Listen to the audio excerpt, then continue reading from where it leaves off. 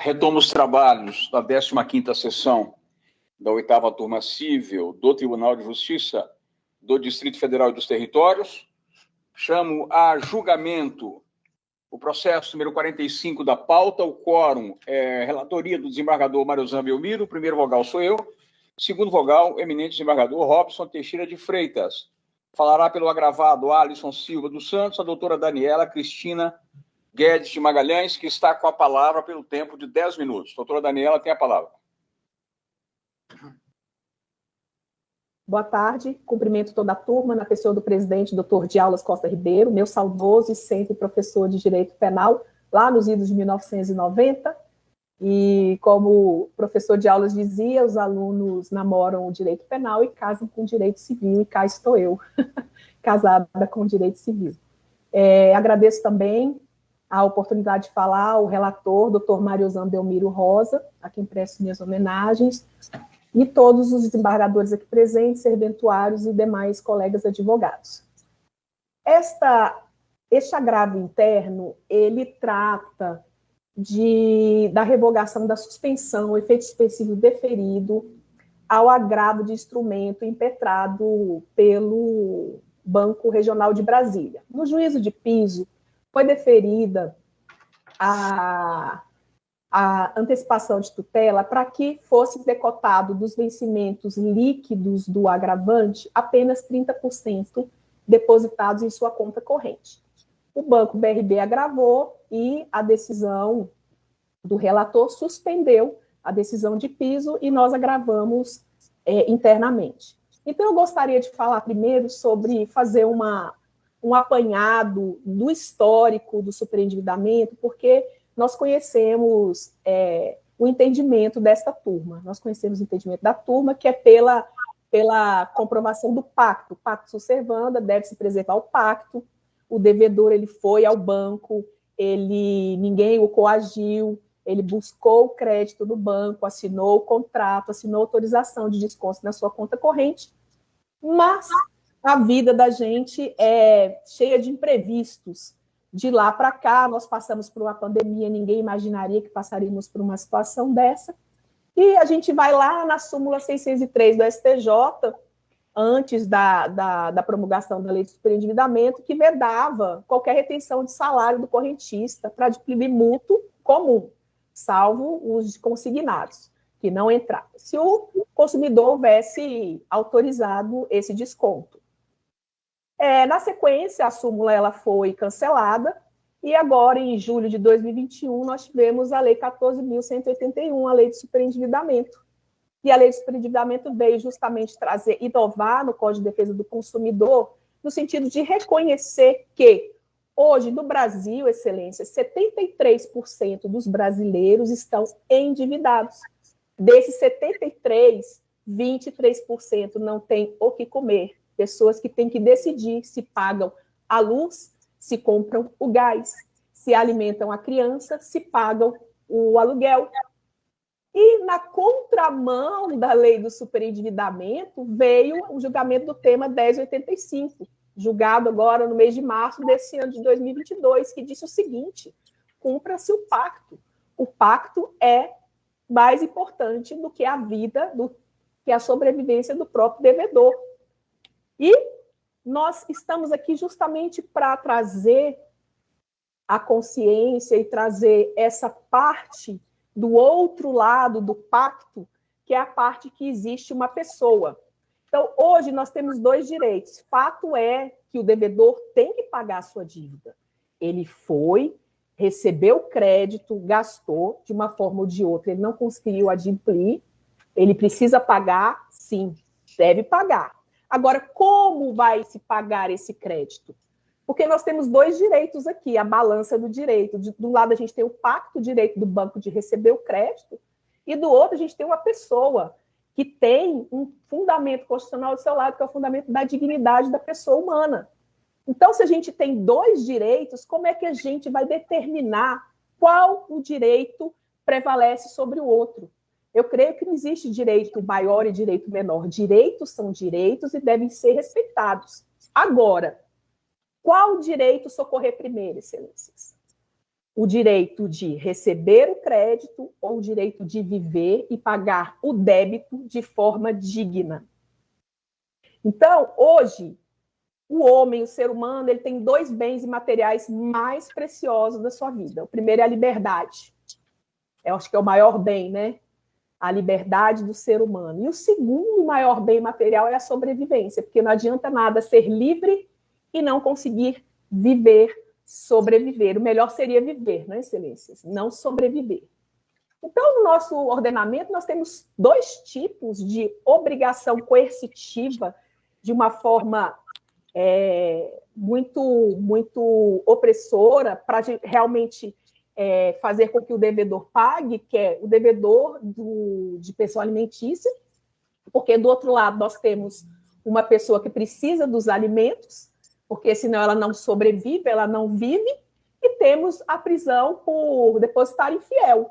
Então, excelências, determinar que o devedor pague a sua dívida às custas do seu próprio sangue vai, inclusive, contra todo o nosso ordenamento jurídico, vai contra a dignidade da pessoa humana, que muitos falam que é princípio, e não é princípio, eu creio que não é nem sobre princípio, é um fundamento, está lá no artigo 1º, é fundamento da República, juntamente com a soberania, a cidadania, a liberdade política, a dignidade da pessoa humana, é um fundamento do nosso Estado democrático de direito.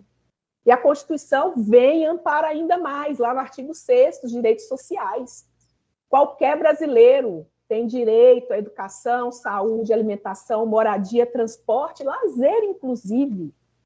Temos também o artigo 7º, que traz que o salário mínimo é o mínimo para suprir as despesas mensais de um ser humano, de um cidadão brasileiro. Então, nós nos deparamos com uma situação como a do agravante. O agravante, se Vossas Excelências verificaram nos documentos, ele é militar, ele é do Corpo de Bombeiros, ele possui 2 filhas menores, uma de 7 anos e uma infante que fez agora há pouco 1 aninho de idade. A sua esposa, que trabalhava na iniciativa privada, ela foi demitida no meio da pandemia e essa família vive só do salário deste bombeiro. Ele, como bombeiro, é um bombeiro exemplar, ele cumpre com as suas obrigações e, de uma forma ou de outra, de boa fé, ele chegou no ponto em que ele está. E ele não tem R$1 para ir na padaria e comprar um cafezinho. Por quê? Porque os seus rendimentos líquidos, quando caem na conta, são totalmente sequestrados pelo banco. Então, o que nós fizemos? Nós, com base na resolução do Banco Central, a 3.695, nós revogamos a autorização do agravado para promover os descontos na conta corrente. E isso está previsto na resolução, no artigo 3º, que eu vou citar, é vedado às instituições financeiras realizarem débitos sem prévia autorização do cliente. E que o cliente, a qualquer momento, excelências, pode cancelar essa autorização. E esse cancelamento, essa revogação, ele surte efeito a partir da data definida pelo cliente. E, no nosso caso, nós definimos a data do recebimento da notificação de cancelamento. Temos também a resolução 4.790, que diz que é assegurado ao titular cancelar a autorização.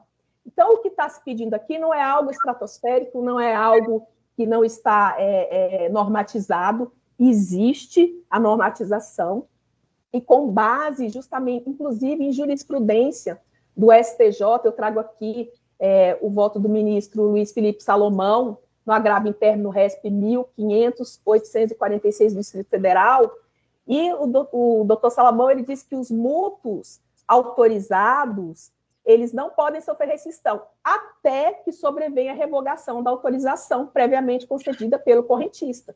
No caso dos autos, foi revogada a autorização de descontos. E eu digo mais, o agravo de instrumento 07226558 de 2002, onde eu sou também patrona, da relatoria da desembargadora Lucimeire Maria da Silva, da 4ª turma civil do nosso TJ, ela entendeu desta forma, que interpretação contrária à legalidade do cancelamento da autorização de descontos fere a resolução do Banco Central, entendendo, inclusive, que a posição do STJ fere também a resolução do Banco Central.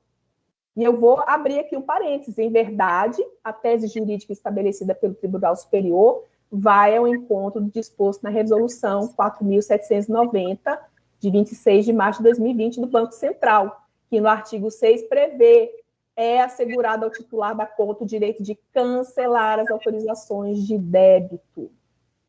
Então, o cancelamento de débito, ele é legal, ele atende ao direito do consumidor. Se o consumidor autorizou, ele tem o direito, é um direito unilateral, independe da vontade do banco, independe da autorização do banco, é uma faculdade do consumidor, do correntista, revogar a autorização para descontos.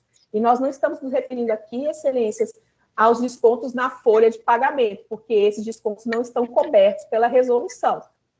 E quero chamar a atenção para o próprio tema 1085 do STJ, que ele fixou também a seguinte tese: são lícitos os descontos de parcelas de empréstimos bancários comuns em conta corrente, ainda que utilizada para recebimento dos salários, desde que previamente autorizados pelo mutuário. Doutora Daniele, por gentileza, conclua a sua sustentação, por favor. E, enquanto essa autorização não for aplicável, há de se deferir que a liminar proferida pelo juízo de piso deve ser mantida por conta de toda a situação do agravante e por conta da própria revogação. Por isso, nós solicitamos, nós requeremos que seja dada novamente vigência à decisão de antecipação de tutela do juízo de piso, é o que nós requeremos. Muito obrigada, boa tarde. Agradeço, Vossa Excelência. Com a palavra, o eminente relator.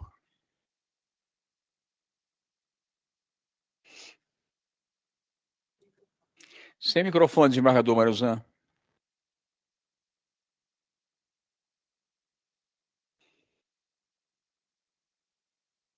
Desembargador Mariozan. Ok, obrigado. Muito bem. Parabenizo a ilustre advogada pela sustentação oral objetiva, voto compartilhado e temos que resumir diante da pletora de sustentações orais.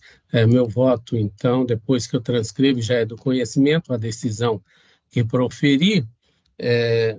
Eu reitero alguma coisa a mais e assim eu termino conhecendo, mas negando, dando provimento ao recurso do banco para determinar a continuidade dos descontos na conta corrente decorrendo das operações ajustadas entre as partes. Tudo é verdade que a doutora falou no sentido de texto legal, mas apenas eu entendo que se há autorização, né, aí realmente a parte não foi, sofreu uma desapropriação, ela que concordou, né, e não era obrigada, agora é pacta sunt servanda, então, devidamente, conheço e dou provimento ao recurso, senhor presidente. Agradeço, Vossa Excelência. Como vota, eu acompanho o relator, como vota o desembargador Robson Teixeira de Freitas. Senhor presidente, cumprimento a doutora Daniela. Daniela, não pode, por gentileza, não pode. Cumprimento a doutora Daniela pela sustentação oral e acompanho o eminente relator. Agradeço, Vossa Excelência. Proclamo o resultado do 45 da pauta. Recurso conhecido e provido unânime. Doutora Daniela, boa tarde, obrigado. Chamo a